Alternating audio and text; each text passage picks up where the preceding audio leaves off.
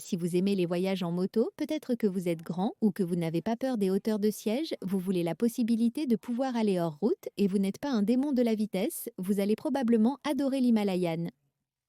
J'ai emprunté cette moto pendant 4 jours, parcourant environ 250 miles sur des routes variées de ville, d'autoroute, de campagne et de montagne.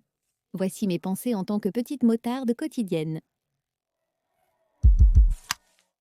Salut, je suis Doodle sur une moto et ceci est une Royal Enfield Himalayan de 2021.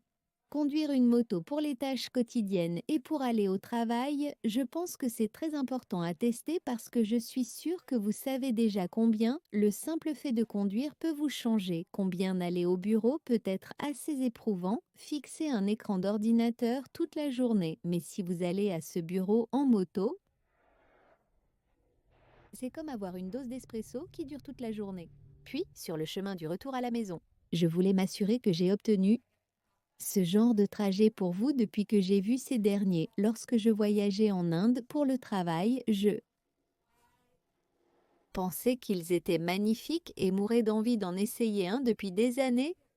Maintenant, la Royal Enfield, c'est la moto d'un diplômé universitaire. Il l'a depuis environ 2 mois et il avait environ 1400 miles dessus quand je l'ai loué. Et pendant les 4 jours où je l'ai eu, j'ai fait environ 250 miles avec. Quand j'ai vu ce vélo pour la première fois, j'ai vraiment cru que c'était un vélo vintage parce qu'il a ce look de café racer, mais il a en fait été conçu en 2015 ou 2016 et le designer principal travaillait auparavant pour Ducati et Moto Guzzi. C'est peut-être de là qu'est venue son inspiration. Je pense que cela a été lancé en Inde au départ, ils sont donc très rares ici en Amérique. Donc, ce modèle spécifique pèse 411 livres et a une cylindrée de 400 cc et il est vraiment conçu pour pouvoir faire du tout-terrain aussi, donc pour les motards d'aventure qui veulent aussi faire du tout-terrain. Donc, il a une garde au sol assez élevée. Je pense que la hauteur de la selle est de 32,5 pouces. Donc moi, mesurant 5,375 pouces de haut et ayant une entrejambe de 31 pouces du bas-ventre au sol, pas l'entrejambe du tailleur. C'est probablement le vélo le plus haut que j'ai jamais conduit. J'ai dû mettre un pied à terre. Il n'y a aucun moyen que j'aurais pu conduire ce vélo avec la façon dont je le faisais sur la pointe des pieds. Et en ce qui concerne le poids pour quelqu'un comme moi, j'ai la force du haut du corps d'une fille, évidemment. Pour moi, le déplacer pour entrer et sortir des places de parking, ce n'était certainement pas la moto la plus facile que j'ai jamais déplacée, mais c'était faisable. Beaucoup de mes trajets avec cette moto étaient un peu comme un motard quotidien l'utiliserait. Je suis un navetteur sur ma moto et j'adore faire des balades en montagne. C'est donc la majeure partie des trajets que je fais. J'ai donc testé cette moto sur la plupart des trajets. Donc en ville, dans le trafic dense, au feu rouge, à environ 80 degrés, la chaleur du moteur est plutôt bonne. Je portais mon pantalon en maille blindée et je pouvais sentir un peu de chaleur sur le bas gauche de ma cuisse, mais ce n'était pas mauvais, certainement supportable puisqu'ils sont juste si uniques ici aux États-Unis, à peu près partout où je suis allée, quelqu'un s'arrêtait et se garait pour me poser des questions à ce sujet. Un homme a même arrêté et m'a demandé de bouger pour qu'il puisse prendre une photo. En ville et en déplacement, c'est certainement assez bon. Sur l'autoroute, vous avez certainement assez de puissance pour les vitesses ce autorider.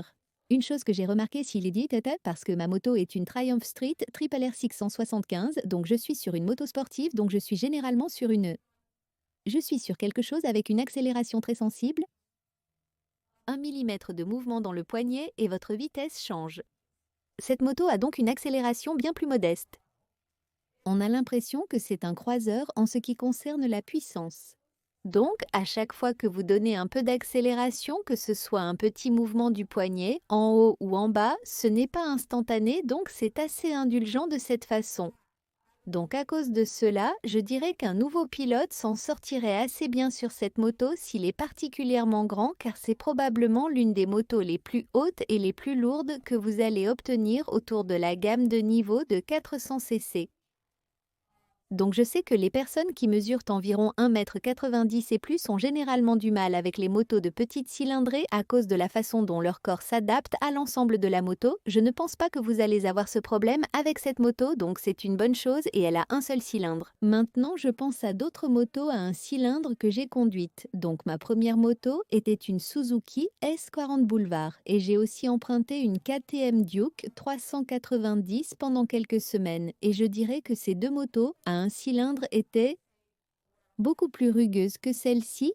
À la fin d'un trajet d'environ 2 heures sur l'autoroute, vous commencez certainement à ressentir cette vibration dans vos mains une fois que vous descendez. Vous avez cette sensation de vibration résiduelle si vous savez de quoi je parle, si vous avez conduit des motos à un cylindre et en ce qui concerne simplement la conduite. Dans la rue, dans les montagnes et les courbes, moi en tant que fille de moto sportive, j'adore pencher et j'adore les courbes. Donc, si vous voulez quelque chose de vraiment agile et qui va pencher sans même que vous essayiez, vous n'allez pas peut-être aimer cette moto. Vous aimerez ma moto ou vous aimerez comme un Indian FTR 1200. Cela vient de supplie de se pencher. Mais cela, si vous faites des des balades de style Itchy Boots, de longues balades, en allant parfois hors route, sans nécessairement faire beaucoup de conduite sur autoroute, c'est une bonne moto pour vous. Probablement que certaines de mes choses préférées les plus rapides à première vue étaient les miroirs. Je ne sais pas, en fait je ne suis pas sûre si c'était les miroirs d'origine, mais ils sont réglables à plusieurs endroits et très facilement. Vous pourriez même le faire en conduisant, ce que je déconseille. Et il a une béquille centrale que je ne suis pas assez forte pour la mettre sur une béquille centrale, donc je ne vais pas vous montrer ça, mais il faut juste y croire. 1 h 30 à 2 heures sur l'autoroute pour tenter d'atteindre les montagnes. Mon derrière me faisait très mal, mais la déviation du vent était incroyable.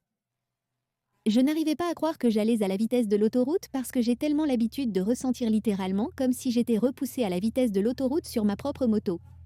Mais quand vous êtes sur cette moto, vous, du moins à ma taille, je ne ressens vraiment le vent que frapper le haut de mon casque. Et vous pouvez ajuster le pare-brise pour qu'il soit un peu plus haut. Donc si vous êtes un peu plus grand que moi, j'étais étonnée de voir combien peu de vent frappe réellement votre poitrine, ce qui est vraiment bien pour les longs trajets. Et quelques autres caractéristiques assez cool, c'est qu'il est livré avec je ne sais pas comment vous appelez ce truc de cadre. C'est peu de que à l'avant et aussi à l'arrière, donc vous pouvez monter des sacoches dessus. Et oh, juste une chose, faites, bien que cela semble être une chose d'Enfield, mais le liquide de frein avant est vraiment clair. J'étais tellement sûre qu'il était complètement vide, mais grâce à Royal Enfield, en ouvrant le réservoir, Instagram m'a informé. Non, non, non, c'est... Non, non, non, non, pas vide. Vérifiez simplement le réservoir, donc c'est très clair. Je vais aussi vous montrer l'apparence du tableau de bord. C'est assez simple et probablement ma partie préférée. C'est votre clin d'œil à l'aventure Rider encore une fois, c'est qu'il a une boussole qui vous montre dans quelle direction vous allez, ce qui est assez cool. Une chose que je trouvais un peu bizarre, c'est qu'apparemment en Inde, les Himalayennes sont carburées. Ici, aux États-Unis, ils sont à injection de carburant, mais il a un starter et le starter est situé sur la poignée. Vous devez maintenir le starter enfoncé lorsque vous démarrez le moteur pour la première fois jusqu'à ce que les tours par minute se stabilisent à environ 2000, sinon vous risquez très probablement de caler. C'était intéressant. Une autre caractéristique intéressante est sa fenêtre de visualisation latérale, ce qui est vraiment cool. Et sous la selle, c'est assez compact, mais ils ont réussi à y mettre beaucoup de choses. Vous avez votre manuel, la trousse à outils et ces petites bouteilles rouges étranges. Mais j'ai trouvé ça assez impressionnant. Mais cette moto était très amusante. C'est magnifique. Après toutes ces années, je suis tellement contente d'en avoir enfin trouvé une et de la conduire. Aux États-Unis, ils sont très rares. Maintenant, avant de le rendre à Sandler sur RiderShare, je vais m'assurer de le nettoyer parce que, s'il vous plaît, si vous empruntez quelque chose à quelqu'un, assurez-vous de le ramener dans le même état ou mieux. Donc je vais essayer de le rendre aussi propre et joli que possible pour lui. Restez à l'écoute, je vais essayer beaucoup plus de vélos sur cette chaîne cette année, je ne l'ai pas encore annoncé sur ma chaîne, mais pour être totalement transparente, c'est ma première vidéo depuis que je suis à plein temps sur YouTube. Je vais probablement essayer beaucoup plus de motos sportives parce que c'est mon cœur, nos motos sportives. De temps en temps, je sortirai de ma niche pour quelque chose d'aussi beau. Dites-moi s'il y a autre chose que vous voulez que je monte. Peut-être que j'en trouverai un. À bientôt dans le prochain.